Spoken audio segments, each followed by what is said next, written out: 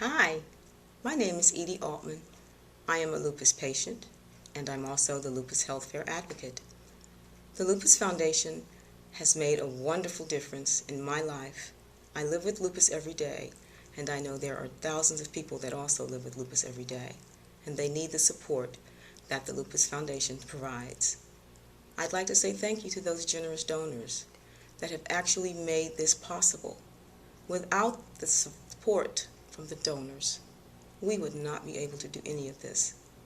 We have outreach, we have patient advocate services.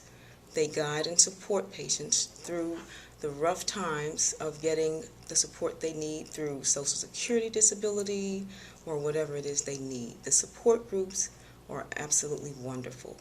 They help get us through those hard times. Not only that, the health fairs provide a wonderful outreach because we touch the lives of many people and we spread lupus awareness throughout the Washington, D.C. metro area.